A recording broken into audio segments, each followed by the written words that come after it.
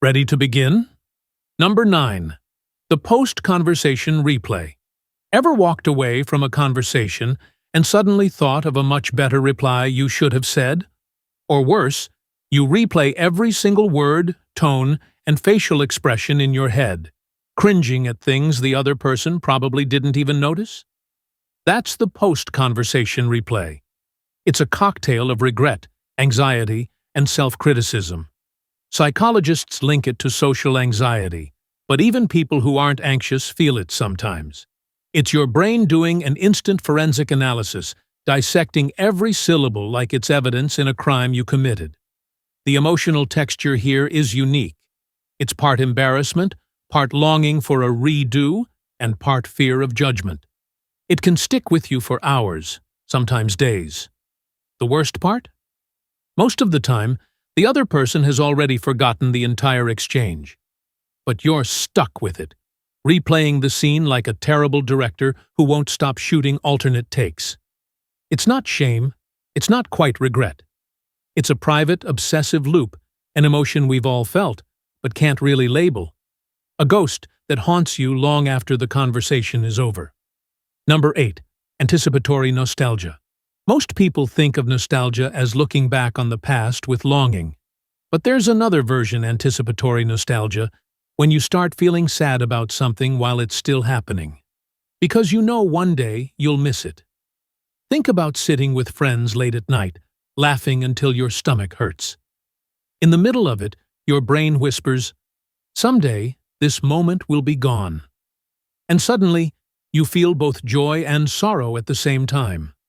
This emotion is bittersweet. In the truest sense, it's happiness laced with grief for the present you're already losing. Psychologists have studied it, but it's still nameless in everyday language.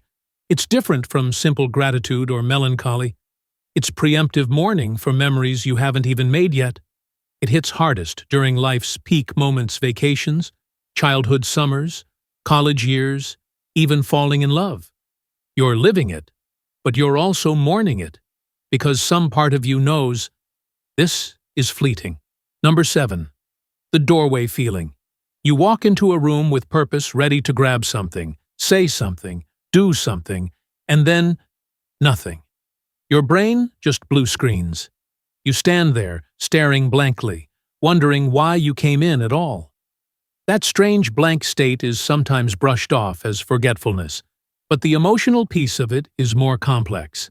It's a mix of confusion, self-annoyance, and vulnerability. For a few seconds, you feel disconnected from your own mind, like your thoughts are playing hide-and-seek. Scientists call this the doorway effect. Your brain resets context when you pass through a new space. But what you feel in that moment doesn't really have a proper name. It's not frustration, not embarrassment, not quite anxiety, just an odd void, a sudden sense of being suspended outside yourself. The emptiness is uncomfortable because it reminds you that your brain isn't fully under your control. A tiny emotional reminder that even in your own house, your mind can betray you. Number 6. The last bite sadness. You've been savoring a meal, or maybe a perfect piece of dessert, and then you reach the last bite. Suddenly, there's a pang of sadness, not because you're still hungry, but because the experience is about to end. That's last bite sadness. It's not about food, really. It's about finality. The brain loves novelty, and finishing the last bite means the pleasure is over. You can try to stretch it out, take smaller bites, even hesitate before eating it, but that little sadness creeps in anyway. This emotion shows up in other endings too, the last page of a book, the final episode of a beloved show, the end of a vacation. It's not despair, not grief, not nostalgia. It's a gentle ache tied to endings, a recognition that something enjoyable is slipping away. We don't really have a word for it, but you've felt it. That tiny wave of melancholy as you stare at an empty plate, wishing you could rewind the meal back to the beginning. Number 5. The social hangover. You spend a night out with friends, laughing, talking, buzzing with energy. Then the next morning, you feel drained not just physically, but emotionally. That crash is a social hangover. Unlike regular exhaustion, this comes from overstimulation. Your brain has been on high alert, juggling conversations, scanning body language, keeping track of jokes and stories. It's fun in the moment, but the emotional bill comes due the next day. The feeling is strange. It's not sadness, not anxiety, not quite emptiness. It's a dull emotional fatigue, like your inner battery has been drained dry. Even people who love being social experience it, though it hits introverts harder. It's a reminder that joy can be exhausting too. And the nameless emotion of a social hangover captures that paradox. You had a great time, but now you need silence, solitude, and space just to feel like yourself again. Number 4. The Sunday dread. It's late Sunday afternoon. The weekend's almost over, and out of nowhere that heavy, creeping feeling rolls in. Your chest feels tight, your stomach sinks, and you can't stop thinking about everything waiting for you on Monday. That's the Sunday dread. It's not quite anxiety, you're not panicking, your heart isn't racing. And it's not depression, because nothing terrible has happened. It's more like your brain is pulling the fun out of the present, replacing it with anticipation of stress. Kids feel it before school, adults feel it before work, and it's so common that millions of people worldwide experience it weekly. The emotional flavor is unique, a blend of melancholy, unease, and the premature morning of free time. It's like your weekend joy gets repossessed before the clock even strikes midnight. This nameless dread is basically a countdown timer built into your brain. You're not suffering yet, but you're already grieving for the future stress you know is coming. Number 3. The background ache. Sometimes you're not happy, not sad, not stressed, just vaguely off. Like there's a thin gray film over everything. Food tastes fine, but not great. Music plays, but doesn't hit the same. Conversations feel flat. That dull, directionless feeling is what I call the background ache. It's not sharp enough to call depression, not brief enough to call boredom.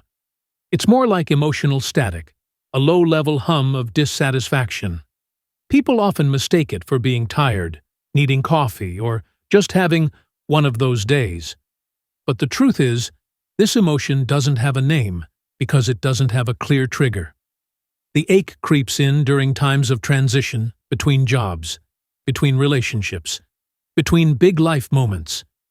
It's your brain's way of saying, something's missing, but I can't tell you what. The strangest part is that people rarely admit to feeling it. It's too subtle, too hard to explain. But once you notice it, you realize it's been there before, shadowing you in the background. Number 2. The almost memory. You know that frustrating moment when something feels familiar, like a dream you had, a place you visited, or a song you once heard but you can't quite place it? That's the almost memory. It's a cousin of déjà vu, but instead of "I've been here before," it's "I should remember this, but I don't." The emotion is strange part curiosity, part nostalgia, and part frustration.